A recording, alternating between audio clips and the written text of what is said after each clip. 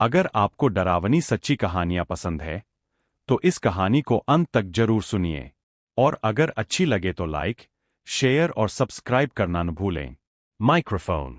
राजस्थान के कोटा शहर में एक पुराना भवन है, बृजराज भवन। इसे 1830 के आसपास बनवाया गया था। पहले ये कोटा रियासत के राजा का महल था, लेकिन बाद में अंग्रेजों ने इसे अपना रेजिडेंसी ऑफिस बना लिया। 1857 की क्रांति के दौरान इस भवन में एक ब्रिटिश अधिकारी मेजर चार्ल्स बर्टन और उसके बेटों की हत्या कर दी गई थी। कहा जाता है कि तभी से उनकी आत्मा यहां मौजूद है। आज भी यह भवन एक हेरिटेज होटल के रूप में चलता है, लेकिन यहां ठहरने वालों के साथ जो होता है वह हर बार सामान्य नहीं होता। कोटा की शाम थी। चंबल नदी किनारे ठंडी हवा बह रही थी और लाल सूरज दूर मंदिर की चोटी के पीछे छुपता जा रहा था। शहर धीरे धीरे शांत हो रहा था। उसी शाम राजेश शर्मा नाम का एक सरकारी अधिकारी कोटा पहुंचा था। उसे 3 दिन की ट्रेनिंग के लिए रुकना था।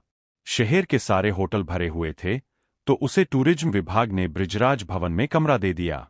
जब वह वहां पहुंचा तो सब कुछ सामान्य दिखा, लेकिन हवा में कुछ अजीब था, जैसे दीवारें खुद कुछ कहना चाहती हों।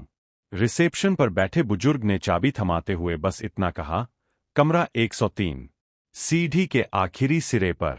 कमरे में घुसते ही एक पुरानी सी गंध मिली, जैसे लकड़ी, धूल और इतिहास आपस में मिल गए हों। दीवारों पर पुराने अंग्रेज अफसरों की तस्वीरें टंगी थीं। पंखा धीमी आवाज के साथ घूम रहा था।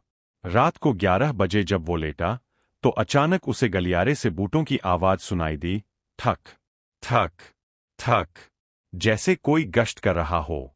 उसने दरवाजा खोला, कोई नहीं था। थोड़ी देर बाद आवाज और पास आ गई। इस बार लगा जैसे कोई उसके कमरे के सामने ही खड़ा हो। उसने दरवाजा फिर से खोला, पर बाहर अब भी सन्नाटा था। वह घबरा गया, लेकिन खुद को समझाकर वापस लेट गया। जैसे ही उसने आंखें बंद कीं, उसे महसूस हुआ कि कोई उसकी सांसों के पास है, बहुत पास, कोई खड़ा है। उसने आंखें खोलीं, पर सामने कुछ नहीं था।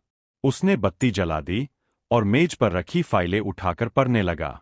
करीब आधे घंटे बाद जब वो कुछ नोट्स लिख रहा था, तो उसकी फाइल पर एक वाक्य दिखा, मैं अब भी ड्यूटी पर हूं। उसने ये लाइन लिखी नहीं थी। वह चौंक गया। वह डर के मारे नीचे रिसेप्शन की ओर भागा, लेकिन रिसेप्शन खाली था। तभी पीछे से किसी ने कहा, कमरे में वापस जाओ, गार्ड को ड्यूटी पर रहना चाहिए। उसने पीछे देखा, एक ब्रिटिश वर्दी पहने आदमी खड़ा था, बूट, बेल्ट, राइफल लिए हुए। उसकी आंखें खाली थीं, चेहरा भावहीन, लेकिन आवाज सख्त थी। राजेश चुपचाप कमरे की ओर लौटा। पीछे देखा तो कोई नहीं था। सुबह जब वह चाय के लिए नीचे आया तो चौकीदार ने कहा, आपने कुछ देखा क्या? राजेश ने कुछ नहीं कहा। बूढ़ा मुस्कराया, साहब, मेजर बर्टन अब भी अपनी ड्यूटी पर है। जो नियम तोड़ता है वो याद रखता है। राजेश उस दिन वहां से चला गया।